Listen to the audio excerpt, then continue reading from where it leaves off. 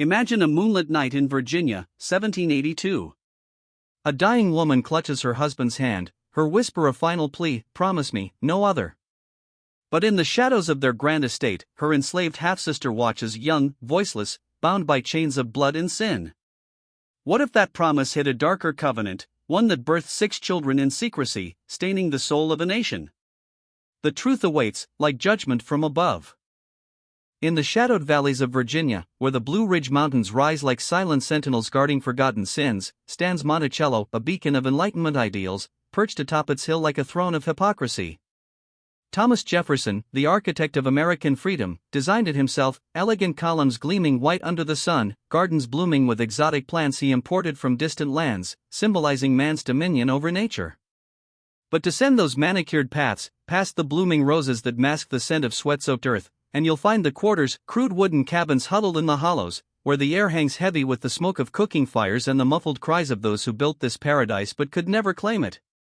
This is where the fracture begins, a crack in the foundation of a nation's soul. Jefferson, the man who penned "All men are created equal" in the Declaration of Independence, owned over 600 souls throughout his life, human beings treated as chattel, their lives a ledger entry in his meticulous accounts. Yet among them lurked a secret so profane it twisted the very essence of liberty into a noose of moral torment. A relationship born not of mutual affection, but of power's cruel imbalance. Sally Hemings, enslaved, half-sister to Jefferson's beloved wife Martha, bearing 6 children who carried the president's features, their light skin a silent accusation against the darkness of bondage. Picture it, the year is 1772, a crisp New Year's Day in colonial Virginia. Snow dusts the rolling hills like a veil of false purity, muffling the clatter of carriage wheels as Thomas Jefferson, tall and lean at 29, with fiery red hair tied back and eyes sharp as a philosopher's quill, arrives at the Wales plantation. He's come for Martha Wales Skelton, a 23-year-old widow whose first marriage ended in tragedy after just 3 years. She's no ordinary bride, her inheritance gleams like a double-edged sword, vast tracts of land, silver, and yes, human property. But beyond the calculations of wealth, there's something rarer, love. In an era where unions among the gentry are chess moves of alliance and acreage, theirs defies the board. Jefferson courts her with violin melodies that dance through candlelit rooms, while she responds on her harpsichord, notes intertwining like souls in harmony. They read Voltaire by firelight, debating the rights of man as embers crackle and pop, casting flickering shadows that hint at the contradictions to come. Their wedding is a quiet affair, sealed in the warmth of a parlor amid the chill of winter. Martha, with her porcelain skin and dark curls framing a face of quiet intelligence, steps into Monticello as its mistress. The estate buzzes with activity, enslaved hands polish silver, tend hearths, and prepare feasts. But beneath the veneer of domestic bliss lies a biblical undercurrent, a Garden of Eden tainted by the serpent of slavery. Jefferson, the enlightened thinker, surveys his domain from the dome he designed, inspired by Roman grandeur, yet he cannot escape the divine irony. In Genesis, man is given dominion, but here it's warped into ownership of kin. Martha's father, John Wales, dies in 1773, a mere year into their marriage. His will unleashes a torrent, 11,000 acres, riches that swell Jefferson's ambitions, but also crushing debts that will haunt him like the ghosts of unpaid sins. And with the land come the people, 135 enslaved individuals, their lives transferred like furniture. Among them, the Hemings family, a lineage marked by the pale hue of mixed blood, what the cruel lexicon of the time called bright mulattoes. Elizabeth Hemings, the matriarch, born around 1735, carries the weight of continents. Her mother, oral history's whisper, was a pure African captive, ripped from her homeland in chains that clanked like accusations against the sea. Her father? An English sea captain named Hemings, whose fleeting encounter left a legacy of light skin and lifelong bondage. Elizabeth bore 12 children, 6 sired by John Wales himself, Martha's father. This makes Sally Hemings, arriving at Monticello at just 11 years old, Martha's half-sister. Visualize the disparity: Martha in the grand house, her fingers gliding over harpsichord keys, learning French conjugations under Tudor lamps that glow like halos. Sally in the dim quarters, her small hands scrubbing floors, mending linens, her world a cycle of commands and curtsies. They share blood, yet one is heir, the other heirloom. This is the original sin of the plantation, incestuous ties veiled in property law, where paternal acknowledgement is a myth, and children follow the mother's chains, partus sequitur ventrem, the 1662 Virginia statute that enshrined generational damnation, ensuring white men's offspring remained commodities, even as they mirrored their fathers' faces. In the drawing rooms of Monticello, Jefferson hosts salons where powdered wigs bob and debate over Locke and Rousseau. Candle flames dance on crystal, illuminating maps of a nascent nation. Life, liberty, and the pursuit of happiness, he intones, his voice steady as a statesman's oath. Yet step outside, the fields stretch endless, dotted with bent backs under the sun's merciless gaze. Whips crack like thunderbolts from an angry god, enforcing a hierarchy that mocks divine equality. Jefferson owns these people, breeds them for labor, sells them when debts press like thorns. It's a spiritual schism, proclaiming all men equal while denying it to those who till his soil, cook his meals, nurse his children. Their marriage flourishes amid this moral quagmire. Thomas dotes on Martha with a tenderness that borders on worship, evenings spent in the library, her head on his shoulder as he reads aloud from epic poems, the scent of leather-bound books mingling with lavender from her sachets. They welcome children, 6 and 10 years, each birth a blend of joy and jeopardy. Patsy in 1772, a bright-eyed girl who inherits her mother's grace. Jane, fragile, slipping away at 1-year-old, her tiny coffin a shadow over the household. An unnamed son, gone in weeks, his cry echoing in empty nurseries. Polly in 1778, spirited and curious. The first Lucy Elizabeth, lost at 4 months to fever's cruel grasp. And the second Lucy in 1782, a final spark of life amid gathering storms. But each pregnancy ravages Martha. Her frame, never sturdy, weakens like parchment in rain. Pale cheeks hollow, breaths labored, she confides in Thomas during quiet nights, the weight of loss pressing like stones on her chest. The enslaved attendants, Elizabeth Hemings chief among them, tend her with herbal poultices and vigilant care, their hands calloused from labor yet gentle in service. Sally, now a young woman of 20 by 1782, moves through the house like a ghost. Her light skin in Wales features a mirror to Martha's, a living reminder of paternal betrayal. Does Martha see it? Sense the vulnerability in Sally's downcast eyes, the way power's gaze lingers? The Bible speaks of jealousy in the house of Jacob, sisters divided by fate, Rachel and Leah, one favored, one fruitful in shadows. Here, it's inverted, Martha the legitimate, Sally the shadowed fruit of sin. As Martha's health falters after Lucy's birth, Monticello transforms into a vigil. Thomas, ever the rationalist, abandons logic for devotion. He sits by her bed in the master chamber, where silk curtains billow like sighs, holding her hand as fever flushes her skin. Patsy, at 10, watches wide-eyed, later recalling his unyielding presence. He nursed her with a tenderness that moved even the hardest hearts. Servants, enslaved souls, bring broths steaming with herbs, their footsteps soft on creaking floors. The air thickens with the metallic tang of illness, mingled with beeswax candles sputtering prayers into the night. Outside, the estate pulses with life indifferent to grief, birds trill in Jefferson's gardens, slaves harvest tobacco under overseers' watchful eyes, the Blue Ridge a stoic backdrop. But inside, time slows to a dirge. Martha's whispers grow faint, her eyes, once vibrant, now dimmed by pain's veil. In her final hours, she extracts a promise: no remarriage. No stepmother for their children. Is it mere maternal fear, the dread of fairy tale cruelty? Or a deeper intuition, a glimpse of divine retribution lurking in the form of her half-sister? The vulnerability of enslaved women in a masterless house is a chasm rape unchecked, children born to chains, souls adrift without even nominal protection. Thomas vows it, his voice breaking like cracked marble. On September 6, 1782, Martha slips away at 33. Her last breath a release into eternity. The house falls silent, save for muffled sobs.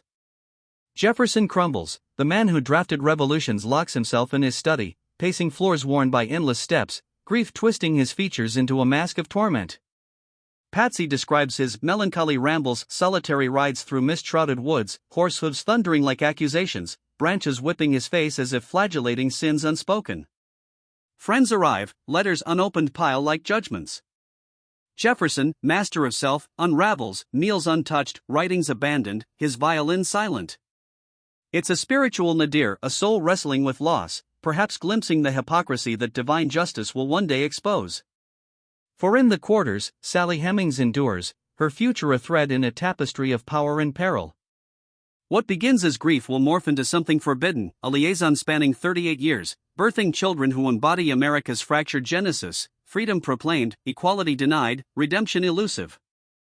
This secret, buried like bones in Virginia soil, whispers of biblical reckonings, Cain's mark, David's transgression with Bathsheba, the wages of sin rippling through generations. Jefferson's words ignite global revolutions, yet his actions chain innocence, a contradiction that haunts like a specter. DNA will later confirm what whispers knew: 6 children, their lineage a bridge between master and slave, privilege and pain. As we delve deeper, consider the moral weight: guilt as a shadow, sin as a seed that sprouts in silence. Jefferson mourns publicly, but privately, the void beckons. Sally, voiceless, becomes the vessel of his solace or his dominion. The estate's clocks tick onward, marking time's inexorable judgment. In the gardens he designed, flowers bloom and wither, symbols of fleeting life and enduring legacy. Monticello stands eternal, its beauty a facade over fractures that time cannot mend. Envision the night's post: Martha Jefferson in his chamber, coal scratching parchment by lamplight, drafting laws for a free nation while owning kin. The wind howls through cracks, carrying echoes of chains clinking in the distance. Sally, assigned to the house, her tasks intimate: mending his clothes, serving his wine, her presence a temptation wrapped in taboo. The Bible warns of such: thou shalt not uncover the nakedness of thy wife's sister. Yet power corrupts, desire blinds. The Hemings' privilege is illusory: better quarters, yes, log cabins with hearths instead of field shacks, but whips still hang in barns, sails loom like Damocles' sword. Elizabeth manages the household, her authority a thin veil over subjugation. James trains in Paris-bound cuisine, Robert in woodworking, skills that elevate yet bind. Sally learns seamstress arts, her needle pricking fabric like fate's barbs. Virginia's society turns a blind eye, open secrets in parlors, where tea sips mask murmurs of masters' indiscretions. Women like Martha navigate this minefield, their own half-siblings servants in their homes. It's a spiritual desolation, souls entangled in earthly chains, redemption deferred by law's cold grip. Jefferson emerges from grief slowly, resuming duties: governor, diplomat, visionary. But the promise binds him: no wife, yet companionship sought in shadows. Sally's youth blooms, at 20, her features echo Martha's, a haunting resemblance that stirs forbidden stirrings. Is it love? Coercion? History blurs the line, but power's asymmetry screams injustice. The children to come: Eston, Madison, others light-skinned, educated in trades, some freed in his will. Yet born slaves, their freedom a posthumous grace. Divine retribution? Perhaps in the nation's reckoning, civil war's bloodbath, a cleansing fire for foundational sins. Monticello's legacy endures, tourists wander halls, unaware of ghosts. But dig deeper, the soil yields artifacts: shackles, diaries, DNA strands linking descendants. Black and white Hemings Jeffersons unite in truth's light, a redemptive arc amid pain. This is humanity's crux: genius tainted by flaw, ideals clashing with deeds. Jefferson's quill forges liberty, his life forges chains. In spiritual terms, it's Proverbs' warning: pride goes before destruction. His enlightenment pride blinds him to the divine equality he preaches. As twilight falls on Monticello, shadows lengthen like accusations. The wind carries whispers: Sally's voice, finally heard through time. Her story, not victim alone, but resilient soul, navigating hell with quiet strength. Children raised in ambiguity, their blood America's mirror. Pause here, viewer. Reflect on echoes, today's inequalities, hidden hypocrisies. Jefferson's secret isn't myth, it's marrow in our bones. Divine justice? Slow, but sure, unraveling threads of deception. By 1783, the weight of grief at Monticello had become a shroud too heavy for Thomas Jefferson to bear alone. The estate, once a symphony of marital harmony, violin and harpsichord duets filling the air like incense in a cathedral, now echoed with hollow silence. Martha's absence lingered in every corner: the empty chair by the hearth where she once read aloud from Rousseau, the garden she tended now overgrown with weeds like untended sins. Jefferson, the rational architect of revolutions, found his reason crumbling under sorrow's assault. Friends, seeing the fracture in his stoic facade, eyes hollowed by sleepless nights, hands trembling over untouched correspondence, urged him toward distraction. An appointment as trade commissioner to France offered escape, a voyage across the Atlantic, away from Virginia's blood-soaked soil, where the ghosts of lost children and a beloved wife whispered accusations of divine neglect. He sailed in 1784, the salt spray of the ocean mingling with tears he dared not shed publicly. With him went Patsy, his eldest daughter, now 12, her wide eyes reflecting the vast, unforgiving sea, a biblical exodus from a land of bondage, ironic given the chains Jefferson perpetuated at home. Little Polly, only 6, remained behind with relatives, her tender age sparing her the perils of waves that could swallow ships like Jonah's whale. Paris awaited, a city on the cusp of cataclysm, its streets pulsing with the heartbeat of enlightenment. Cobblestones slick with rain gleamed under gas lamps, salons buzzing with philosophers in powdered wigs debating Voltaire and Diderot, the air thick with the aroma of fresh baguettes and brewing rebellion. The Bastille loomed like a sentinel of the old regime, unaware that guillotines would soon sing songs of liberty stained red. Jefferson immersed himself in this whirlwind, thriving like a plant transplanted to richer soil. As American minister, he navigated the opulent halls of Versailles, where mirrors reflected infinite illusions of power, much like his own life. He dined with luminaries, Lafayette, the hero of 2 revolutions, sharing toasts to freedom over crystal goblets of Bordeaux. Art captivated him, he amassed paintings and sculptures, their marble forms evoking classical ideals of virtue he espoused yet betrayed. Wine cellars yielded treasures he shipped home, each bottle a symbol of indulgence amid moral famine. Architecture inspired redesigns for Monticello, domes, and porticos mimicking Palladian grace, while agriculture experiments promised bountiful harvests, ironic fruits from a man who harvested human lives. Amid this intellectual feast, romance flickered. Maria Cosway, a radiant Anglo-Italian artist with cascading curls and eyes like storm clouds, entered his orbit. Married to an older Englishman, her union was one of convenience, leaving room for Jefferson's affections. Their correspondence, preserved like sacred scrolls, brimmed with passion. "My head is dizzy with much business," he wrote, "but my heart is full of you." Walks along the Seine, hand in hand under willow branches dipping like weeping penitents, hinted at intimacy. Historians debate consummation, did their bodies entwine as their souls did, but the letters reveal a man capable of profound emotion, not the cold automaton of myth. This affair, a brief flame in grief's shadow, underscored his humanity, a soul yearning for connection, yet bound by promises and hypocrisies. For 3 years, Paris healed him, its revolutionary stirrings mirroring his own inner upheaval. He negotiated treaties, ink drying on parchment that bound nations while he unbound his sorrow.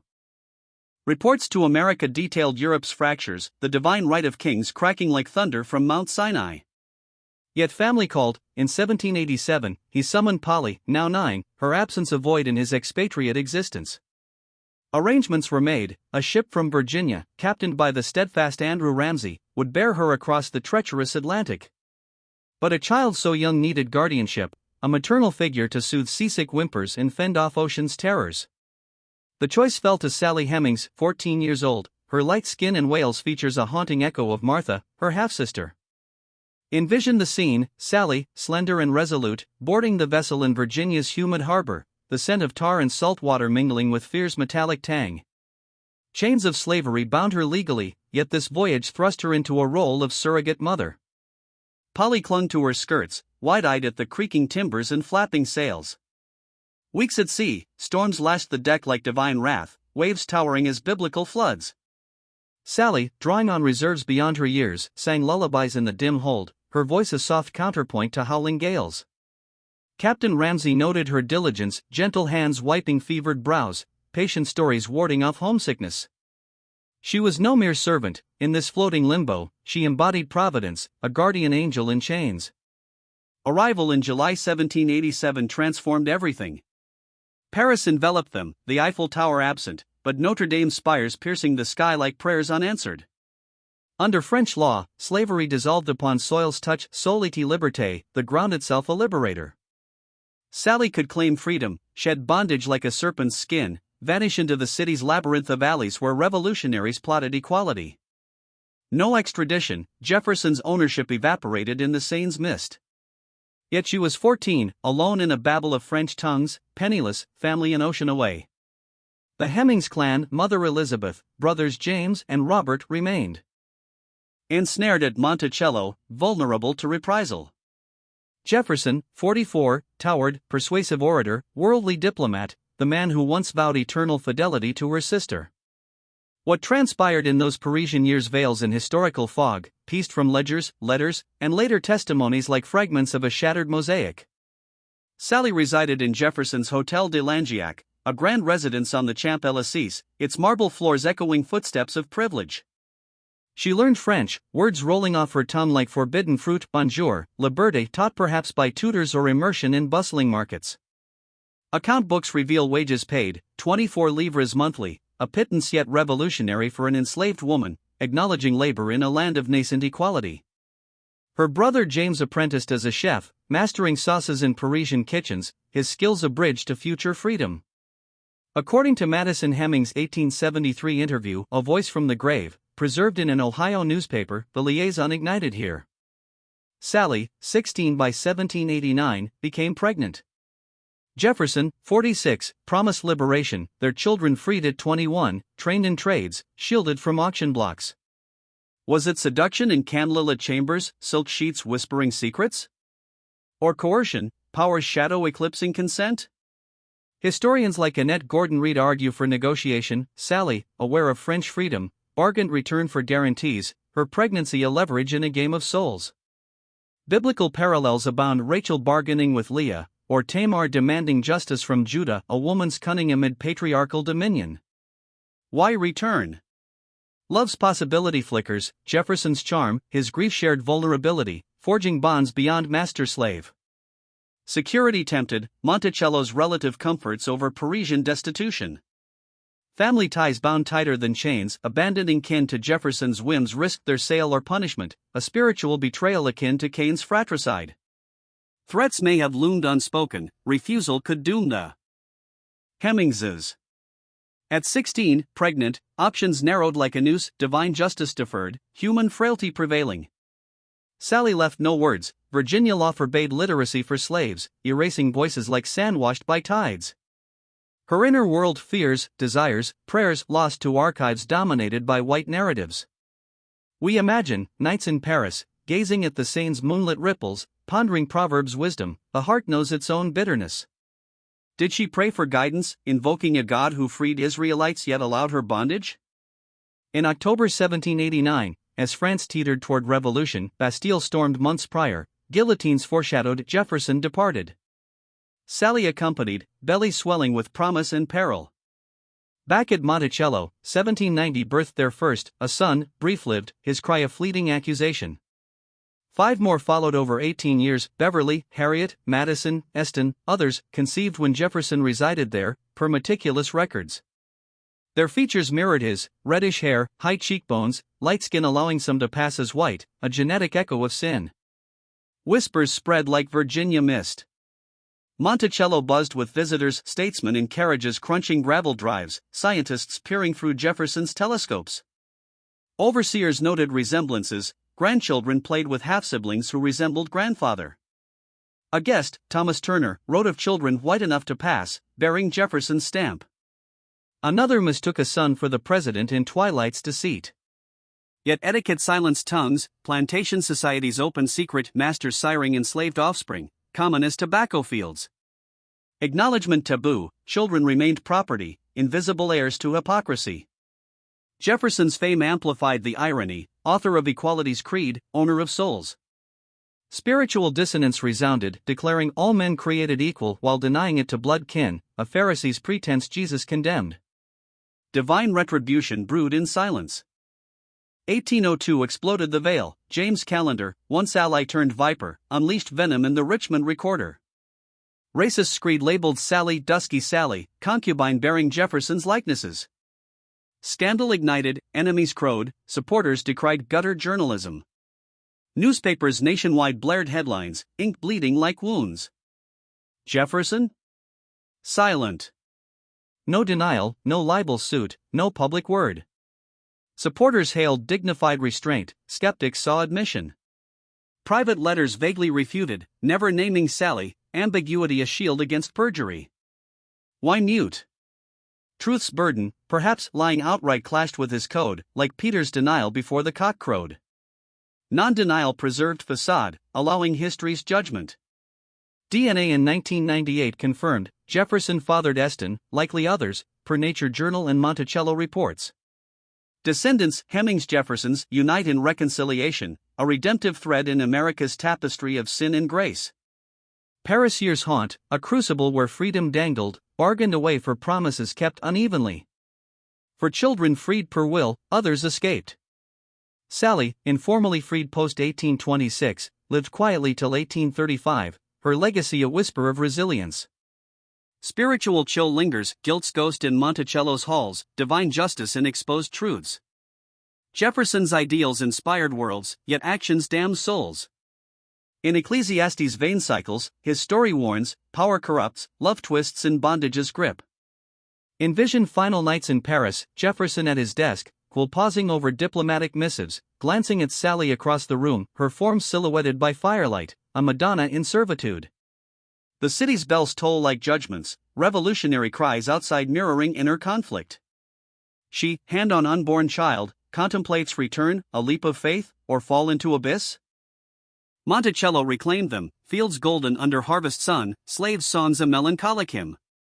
Children born, raised in shadows, educated covertly, trades taught as promised. Beverly ran away free, Harriet manumitted at 21. Madison's testimony illuminates, my mother was his chambermaid, in Paris he started his attentions. A son's voice redeeming a mother's silence. Public storm of 1802 raged amid presidency, Louisiana Purchase doubled the nation, yet personal purchase of loyalty questioned. Calendar's barbs, African Venus dripped racism, yet struck core contradictions. Jefferson's silence? Perhaps confession to a higher court, awaiting history's verdict. Today, Monticello tours unveil truths, exhibits on Hemings, DNA displays like modern scrolls. Descendants gather, black and white, forging bonds from broken chains, a New Testament grace amid Old Testament wrath. This chapter, not mere scandal, but parable of human frailty. Jefferson, giant of liberty, dwarfed by personal tyranny. Sally, voiceless vessel, emerges heroic, bargaining amid powerlessness, her choices echoing eternal themes of redemption sought, justice delayed. Within the labyrinthine heart of Monticello, where red brick walls rose like barriers against the world's judgment, an intricate web of discretion wove itself through daily life, a veil as thin as muslin yet impenetrable as iron chains. Sally Hemings existed in a liminal space, her presence a ghost in Jefferson's meticulous records. Unlike the field hands catalogued in his farm books, names etched beside crop yields and livestock counts, their labors quantified like bushels of wheat, she appeared nowhere in those ledgers of toil. No assigned duties marked her days, no entries for planting tobacco under the blistering sun, no notations of harvesting amid the buzz of insects and the sting of overseers' gazes. She simply was. A figure gliding through the South dependency, her room a modest alcove tucked beneath the main house, where sunlight filtered through narrow windows like hesitant confessions, casting long shadows that danced with the dust motes in the air. This invisibility was no accident, it was a deliberate architecture of denial, mirroring the biblical parable of the hidden talent, buried not for safekeeping, but to evade divine scrutiny. Sally's role defied definition, chambermaid in name, perhaps, but her true function lay in the unspoken, the intimate rhythms of a household fractured by power's cruel asymmetry. She mended linens with needle pricks that echoed the thorns of conscience, prepared meals infused with herbs from Jefferson's gardens, symbols of enlightenment tainted by subjugation. Her children, 6 in all, bore the unmistakable stamp of their lineage, light skin that could pass for European, high cheekbones framing eyes sharp with inherited intellect, reddish hair curling like flames of unspoken rebellion.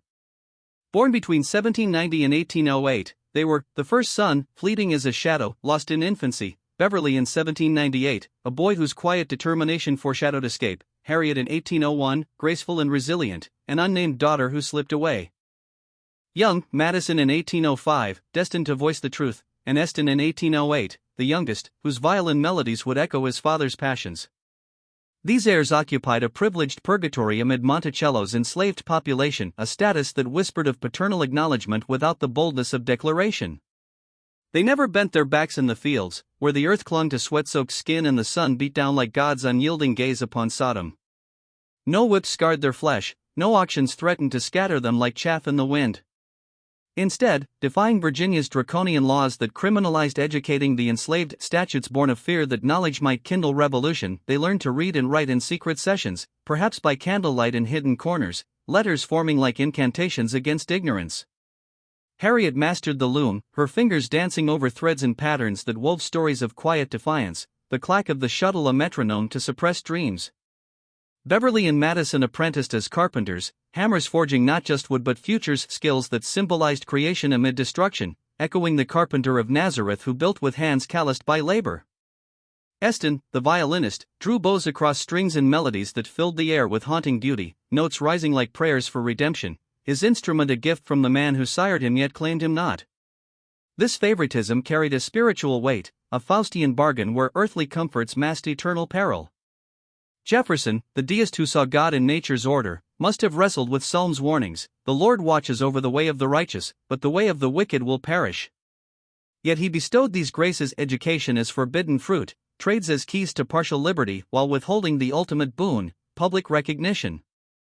The children grew under this dual shadow, playing in Monticello's orchards where apples hung heavy with symbolic temptation, their laughter mingling with the distant sounds of field workers, a chorus of lament that underscored their anomalous fate. As they reached maturity, freedom beckoned not through legal writs but through tacit permission, a departure as quiet as a thief in the night. Beverly, at 24 in 1822, and Harriet, at 21 in 1822, simply walked away. No manumission papers formalized their release, no courthouse seals validated their humanity. They slipped into the anonymity of white society, passing as free citizens in a world that judged by hue rather than heart. Beverly ventured north, perhaps to Washington or Philadelphia, where he married and raised a family under a veil of reinvention, his Jeffersonian features blending into crowds oblivious to his origins. Harriet followed suit, her weaving skills perhaps sustaining her in urban anonymity, her light complexion a passport to a life unburdened by chains. This was no ordinary escape. Runaways faced towns baying through moonlit forests, bounties posted in newspapers like wanted posters for souls, recapture leading to lashes that drew blood like stigmata. Yet for these two, no pursuits ensued. No advertisements screamed from broadsheets, no slave catchers prowled the roads. Jefferson's silence was complicity, a nod to blood ties that divine law demanded he honor, yet human frailty denied. The white Jeffersons, his legitimate kin, orbited this secret like planets around a darkened sun, their knowledge a burden etched in furrowed brows and averted eyes.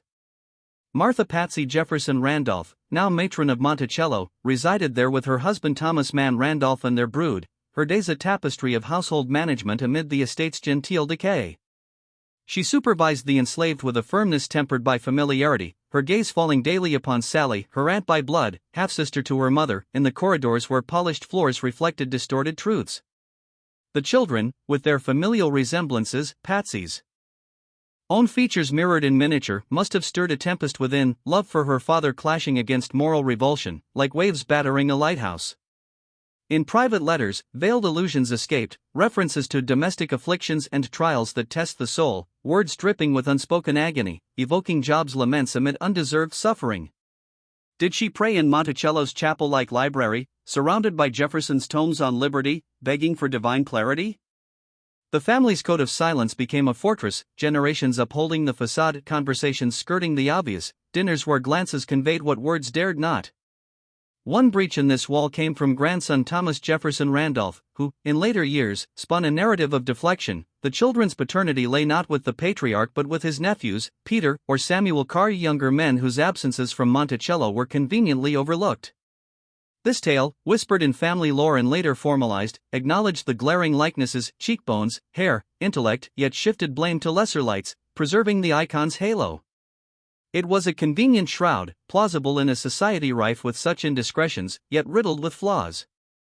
Jefferson's memorandum books, those obsessive chronicles of arrivals and departures, revealed an unyielding pattern. He was present at Monticello precisely 9 months before each of Sally's conceptions, a timeline as precise as celestial orbits, damning in its consistency. The Carr brothers? Often absent, their visits mismatched with the births. Peter himself, in Twilight Confessions, raged against the smear, denying fatherhood and resenting the sacrifice of his name on the altar of Uncle's legacy. This fabrication, though, bought time a fig leaf over naked truth, allowing defenders to cling to doubt like a rosary. As decades unfolded, Monticello's reality grew increasingly grotesque, a stage for hypocrisy where Jefferson's quill scratched odes to freedom while his life enacted bondage. The man who declared all men are created equal in ink that ignited revolutions now shared his domain with offspring denied that equality, their existence a living rebuttal to his creed. In his Notes on the State of Virginia, published 1785, he decried slavery as a moral depravity and hideous blot, trembling at God's justice that cannot sleep forever, words prophetic, echoing Deuteronomy's curses upon oppressors. He proposed gradual emancipation, visions of phased liberty that evaporated like morning mist. Yet he owned over 600 souls, trading them when debts, those relentless specters from Martha's inheritance, demanded. Families torn asunder at auction blocks, whips cracking in barns like thunderbolts of wrath, escapes punished with brutality that mocked the merciful God he invoked. Only a select few gained freedom in his will, Hemings' kin, blood-tied beneficiaries of selective grace. Contemporaries noted the chasm, visitors like the Marquis de Chastellux, wandering Monticello's halls scented with books and tobacco, marveled at the philosopher-statesman yet winced at the enslaved serving silent meals. Jefferson rationalized, blaming British origins for the institution, Southern economics for its persistence, society for his entrapment, excuses piling like Babel's tower, defying heaven. Sally, confined to her dependency room, walls papered in faded patterns, bet a simple frame where she bore and nurtured embodied this torment. Her pregnancies, labors in dim light with midwives' hushed urgings, produced children destined for partial shadows. She raised them with stories perhaps whispered in African cadences from her grandmother's heritage, instilling resilience amid denial, her silence a shield against further violation. Death arrived on July 4, 1826, a date laden with providence, 50 years after the Declaration, as if the heavens orchestrated symmetry. Jefferson, 83, lay in his bedchamber, ailments ravaging his frame. Rheumatism twisting joints like pennants, debts a noose tighter than any chain. Surrounded by white-kin Patsy holding his hand, grandchildren murmuring prayers, he slipped away, unaware that rival friend John Adams perished hours later, his final words a poignant irony, Thomas Jefferson survives. The will, unsealed amid morning, freed 5, Madison and Eston Hemings, Sally's sons, and 3 nephews, John, Joe Fawcett, Burwell Colbert, artisans whose skills merited mercy. Sally? Omitted. Virginia law demanded freed slaves' exile unless legislatively exempted. A public petition would expose the liaison, dragging private sins into daylight. Jefferson, even in extremis, recoiled from confession, leaving her fate to Patsy's discretion. 2 years later, in 1828, informal liberation came. Patsy ceased claiming ownership, allowing Sally to depart Monticello's grasp. She settled in Charlottesville, a modest cottage where wood smoke curled like incense, supported by Madison and Eston carpenters thriving in freedom's fragile embrace. Until 1835, she lived quietly, her 62 years a testament to endurance, buried unmarked, her grave a symbol of erased voices.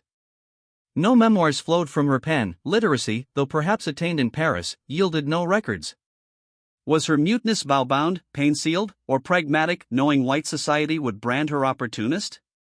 The void echoes proverbs, even in laughter the heart may ache. Her progeny preserved the flame. Madison, in 1873 Ohio, aged 68, broke silence in the Pike County Republican, declaring Jefferson his father, recounting Paris' bargain, freedom for children at 21, kept faithfully. He detailed Monticello's privileges, siblings' escapes, his own manumission. This testimony, a clarion against erasure, faced skepticism yet planted seeds for truth's harvest. DNA in 1998, Eston's line matching Jefferson's Y chromosome, vindicated, a scientific absolution amplifying. Spiritual reckoning. Monticello today stands sentinel, tours unveiling once veiled rooms, exhibits honoring Hemings' legacy. Descendants converge, black, white forging unity from division, a redemptive epilogue.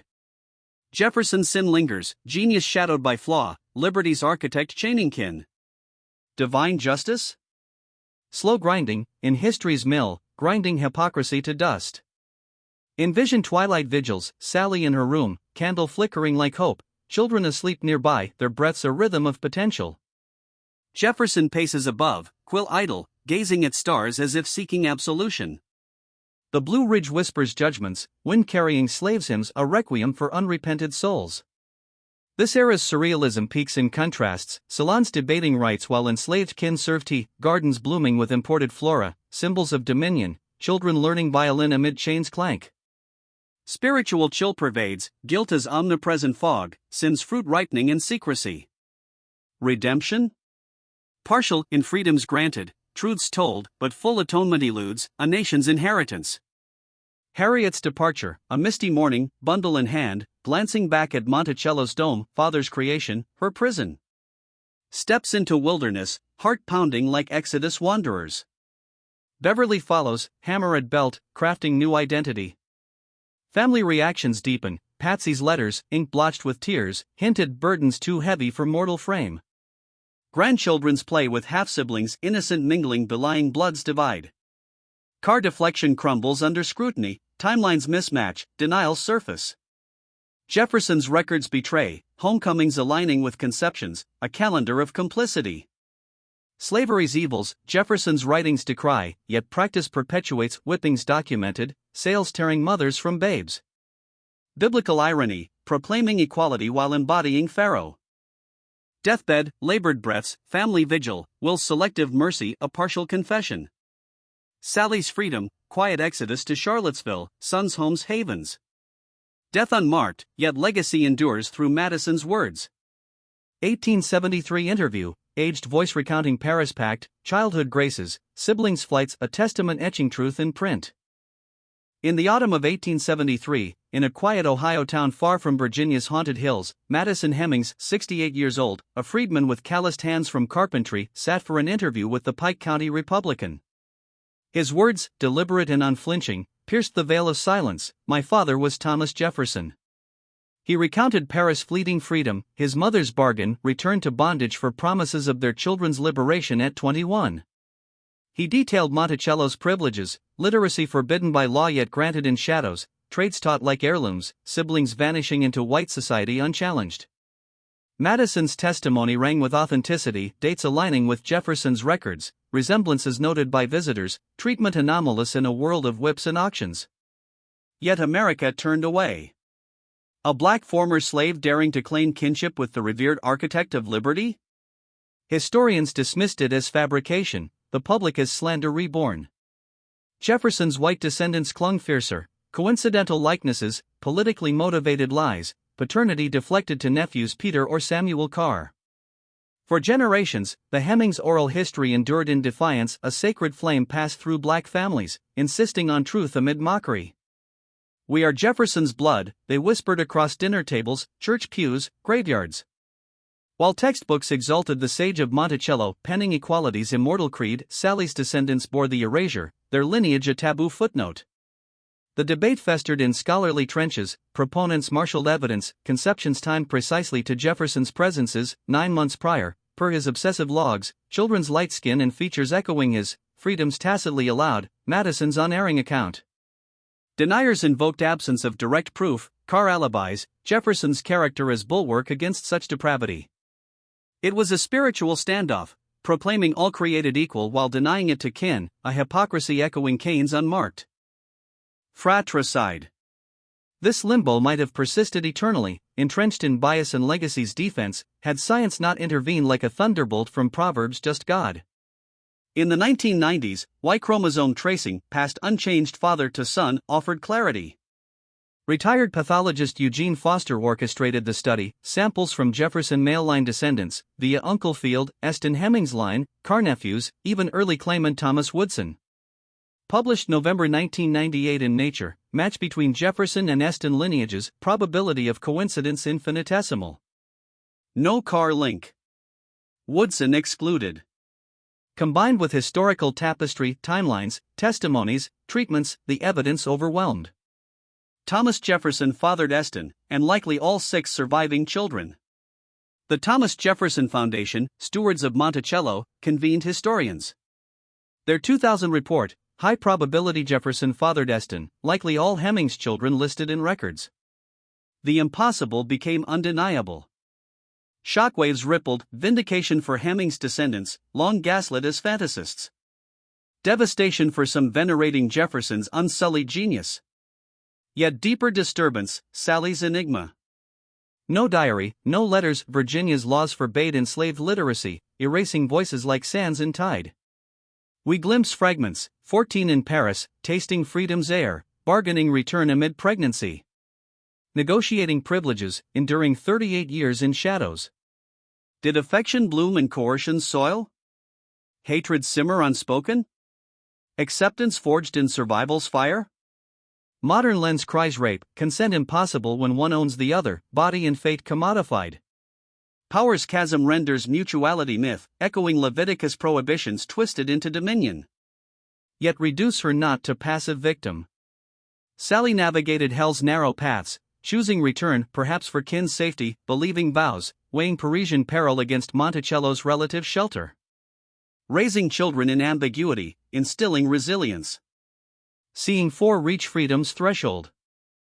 Her agency, constrained as a bird in gilded cage, shines in endurance, a quiet heroism amid biblical trials.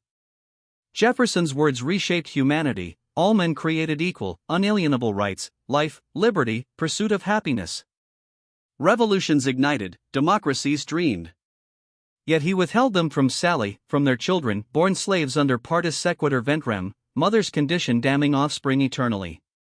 He decried slavery as moral depravity, trembling at divine justice slumbering not forever. Proposed gradual end, yet owned 600 plus, sold families for debts, whipped runaways. Freed only Hemings' kin and will, a selective grace, posthumous nod to blood unspoken. This schism mirrors America's genesis, Declaration's glory penned amid chains. Founders brilliant, flawed, proclaiming freedom while forging stronger fetters. Revolution for liberty leaving slavery entrenched, original sin rippling through centuries, Civil War's blood atonement, Jim Crow's defiance, today's echoes in inequality. Monticello endures, UNESCO jewel drawing multitudes. Once, tours exalted Jefferson's inventions, globes, dumbwaiters, libraries, slavery sidelined, enslaved invisible architects of opulence. Transformation dawned, slavery tours since 1990s, full integration now. Culmination, 2018's Life of Sally Hemings exhibit immersive, in her restored South Wing room, once restroom, now sacred space. Silhouette evokes her unseen face, multimedia revives Madison's words, artifacts, sewing tools, French influences humanize. Mulberry Row reconstructed, cabins risen from earth. Getting Word Project archives descendants' stories, bridging past to present. Descendants converge, early 2000s reunions, Hemings welcomed, black and white mingling in tentative grace. Though Monticello Association, white lineal, bars Hemings' burial and graveyard, broader community embraces. Shared ancestry acknowledged, wounds tended, a new covenant amid Old Testament curses. Questions linger, thorns in conscience, reconcile liberties barred with children's enslaver? Honor ideals while confronting failures?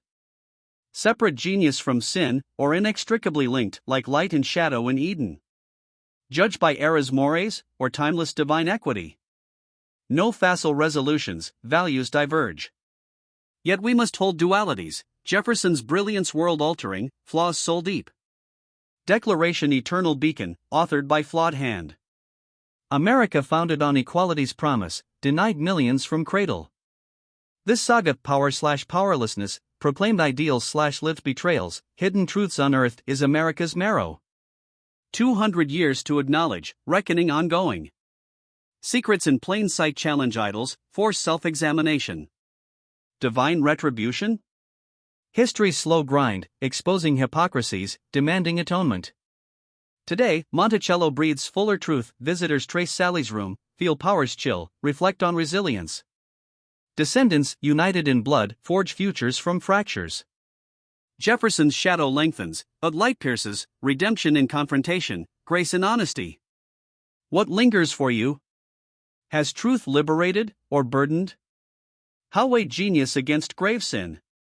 Jefferson's legacy, tarnished icon, or complex mirror? Divine justice stirs, nation's soul awaits response.